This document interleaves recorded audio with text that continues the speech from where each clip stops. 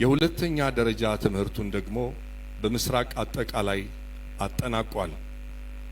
አርቲስት ነጻነት ወርቅነህ የ16 ዓመት ልጅ ሳለ ለጥበብ ፍቅር ያሳየ ነበር። በ1992 ዓመተ ምህረት ከሩሲያ ባህል ማዕከል ጋር ተዋወቀ።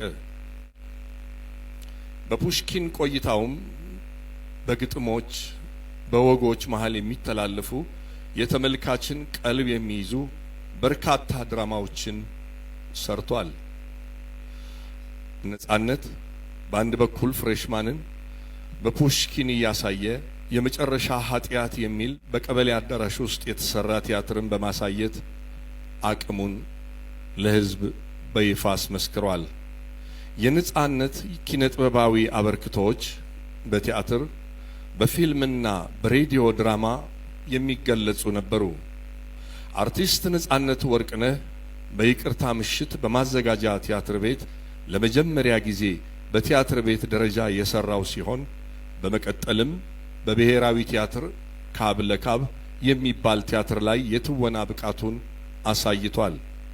የዳዊት እንዚራ፣ ፍሬሽማን፣ የጓሮ ጌታ፣ የብሩክታዊት ስጦታ የተባሉ ቲያትሮች የሰራ ሲሆን ፍሬሽማን የራሱ ድርሰትና በሕዝብ ዘንድ ከፍተኛ ተቀባይነት ያገኘበት ስራው ነበር። በኢትዮጵያ ቴሌቪዥንም ሲተላለፍ በነበረው ስንቅ ፕሮግራም ላይ በአዘጋጅነት እና በዳይሬክተርነት እንዲሁም በተዋናይነት ሰርቷል።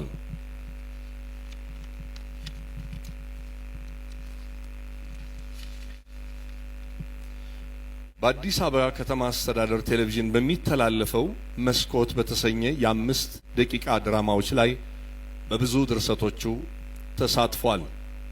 አርቲስት ነጻነት የሬዲዮ ድራማዎችን በመድረስ በተለይ በኢትዮጵያ ሬዲዮ እንዲሁም በኤፍኤም 97.1 ላይም ተሳትፎ ነበረው።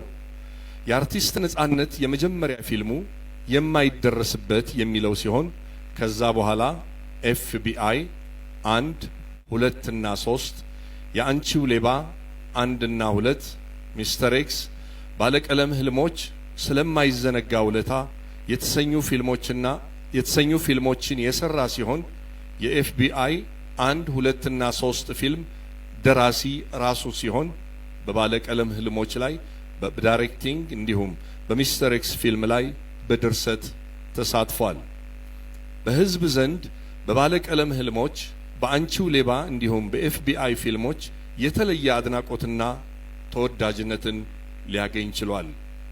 የሁሉም ወዳጅ የሆነው አርቲስት ነጻነት ደራሲ፣ ተዋናይ፣ ዳይሬክተር ብቻ አልነበረም። እጅግ የተዋጣለት የቴሌቪዥን ፕሮግራም አቅራቢም ጭብር ነበር እንጂ።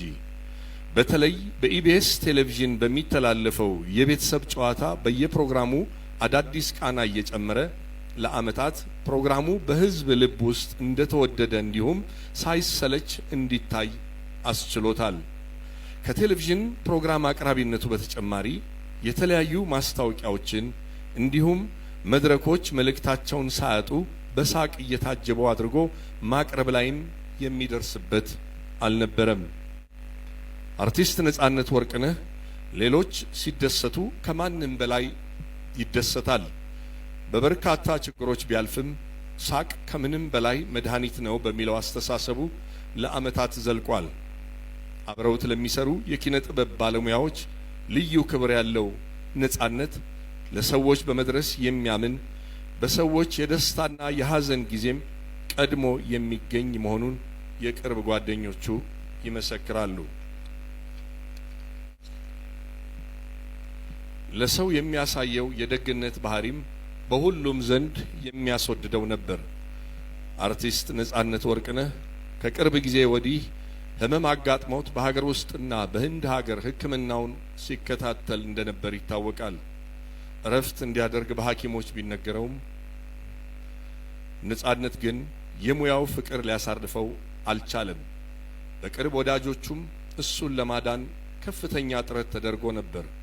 ሆኖም ግን አርቲስት ነጻነት ወርቅነህ ከንጹህ ዘር በላይ ጋር ትዳር የመሰረተ ሲሆን የ3 ልጆችም አባት ነበር። ነጻነት ወርቅነህ አርብ ነጻነት ወርቅነህ አርብ ጥር 8 2018 በድንገተኛ ህመም ከዚህ ዓለም ድካም አርፏል። እግዚአብሔር ነፍሱን በመንግስተ ሰማያት ያሳርፍልን። የህይወት ታሪክ አቅራቢውን እጅግ እናመሰግናለን። በመቀጠል የወንጌል ትምህርት ነው የሚቀጥለው።